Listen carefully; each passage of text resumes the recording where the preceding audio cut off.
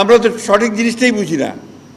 যখন BNP government আসবে তখন আপনারা করবেন জাতীয় পার্টি, যখন বিএনপি গভর্নমেন্ট আসবে তখন আপনারা করবেন জামাত। তাহলে কেমনে হবে? পাবেন কেমনে করতে? আমি কথাটা এই জন্য বলছি যে আপনাদেরকে বাস্তবটা বুঝতে হবে। বাস্তবটা না বুঝলে আপনারা এগুতে পারবেন না। আজকে আমাদের প্রধানমন্ত্রী জনাব তারেক রহমান, উনি তো নর্থ বেঙ্গলের মানুষ, তাই না? বাড়ি তো বগুড়া। উনি আজকে আমাদের প্রধানমন্ত্রী, তার বাবা প্রেসিডেন্ট ছিলেন, তার মা প্রধানমন্ত্রী ছিলেন। তিনি এই এলাকার জন্য কাজ করতে চান।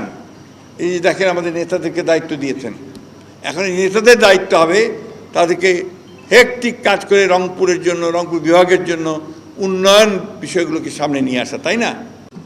আপনার এই যে তেল আর গ্যাস, এটা বিদেশ থেকে আনতে হয় জাহাজে করে, এবং সেখানে বিলিয়ন বিলিয়ন ডলার খরচ হয়। এই যুদ্ধ, ইরান এবং আপনার যুক্তরাষ্ট্রের যে যুদ্ধ, আমেরিকার যুদ্ধে, এই যুদ্ধের ফলে আমাদের প্রায় $4 বিলিয়ন ক্ষতি হয়ে গেছে। ইতিমধ্যে বেশি পেমেন্ট করতে হয়েছে। এর মধ্যে কিন্তু একদিনও আপনার তেল ছাড়া থাকেন নাই, একদিনও কিন্তু আপনার গ্যাস ছাড়া থাকেন নাই। কমেছে হয়তো, যেটা আপনার আগে 10টা পাওয়া যেত এখন তো 4টা পাওয়া যাচ্ছে, কিন্তু পাওয়া তো যাচ্ছে। এটা আমরা চেষ্টা করছি, ইনশাআল্লাহ অতি অল্প সময়ের মধ্যে সমস্যাটার সমাধান হবে। যেটা আমদানি করতে হয় সেই কারণে এগুলো বাড়ে। জিনিসপত্রের দাম একটু বেড়েছে কেন? যেগুলো আমদানি করতে হয় ওই জাহাজের ভাড়া তো বেড়ে গেছে, সব কিছুই বেড়ে যায়। যখনই আপনার বাড়ে তখন সব কিছু বাড়তে থাকে, ফলে এই সমস্যাটা আসে। সাহস লাগবে, তাহলে আমরা এগিয়ে যেতে পারবো। রংপুরের লোকেরা আমরা সবসময় পিছিয়ে পড়া। কেন পিছিয়ে পড়া? তো এইগুলো জিনিস তো বুঝতে হবে, না বুঝলে তো আপনার এইভাবে হবে না। আমাদের দেখতে হবে যে এই সরকার একদিকে গণতন্ত্র প্রতিষ্ঠা করেছে, পার্লামেন্ট হয়েছে, কথা বলার সুযোগ আছে, পত্রিকাগুলো এখানে আছেন যারা এখানে। আগে তো আওয়ামী লীগের আমলে লিখতেই পারতো না, কথা বলতেও সাহস করতো না। এখন যা খুশি লিখতেছে, সত্য মিথ্যা যাই হোক। তারপরে আবার আছে আপনাদের সোশ্যাল মিডিয়া, ইউটিউব, কিটিউব আছে না, ওইখানে আবার দেখেন যে কী সমস্ত যা খুশি তাই চালাচ্ছে তারা, যার সত্যতা বলতে কিছু থাকে না, তাই না? তো এই জিনিসকে আপনার মোকাবেলা করে, চ্যালেঞ্জগুলোকে মোকাবেলা করে আমাদেরকে কিন্তু এগোতে হচ্ছে। আমরা আল্লাহ তাআলার কাছে আমরা ওয়াদাবদ্ধ যে আমরা আমাদের যথাসাধ্য আমরা চেষ্টা করব দেশের উন্নয়নের জন্য। এটা আমরা প্রতিজ্ঞা করেছি।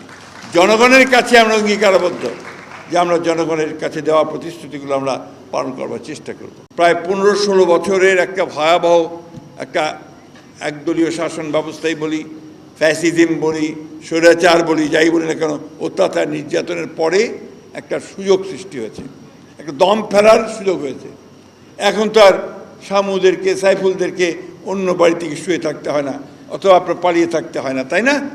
সারা দেশের মানুষ কিন্তু এখানে 60 লক্ষ মানুষের মধ্যে মিথ্যা মামলা ছিল সারা দেশে, 60 লক্ষ। এবং আমার এখানে প্রায় 20,000 মানুষকে হত্যা করা হয়েছিল, 1700-এর উপর বেশি মানুষকে গুম করে দেওয়া হয়েছিল। আর জুলাইয়ের 24, যে জুলাই যেটাকে বলি আমরা, সেই জুলাইয়ের মধ্যে তো প্রায় 4,000 ছাত্র, শিশু, নারীকে হত্যা করা হয়েছে। এই একটা ভয়াবহ ঘটনার পরে একটা সুযোগ সৃষ্টি হয়েছে।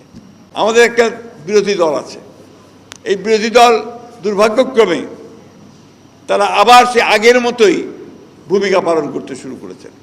এবং হাসিনা যে ভাষায় কথা বলতো, এরা ওই ভাষায় কথা বলতেছে। করতে দিব না, চলতে দিব না, শেষ করতে দিব না, হ্যাঁ, এইসব বলতে শুরু করেছে না।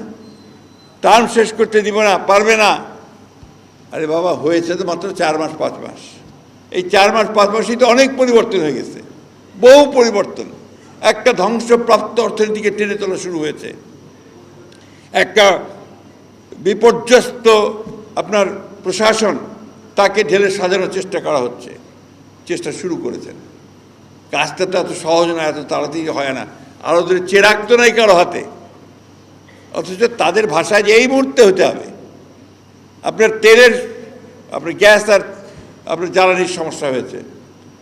আওয়ামী লীগ 15 বছরে একটাও তেলে আপনার গ্যাস বা তেলের খনি আবিষ্কার করার চেষ্টাও করে নাই, এক্সপ্লোরেশন হয়ই নাই।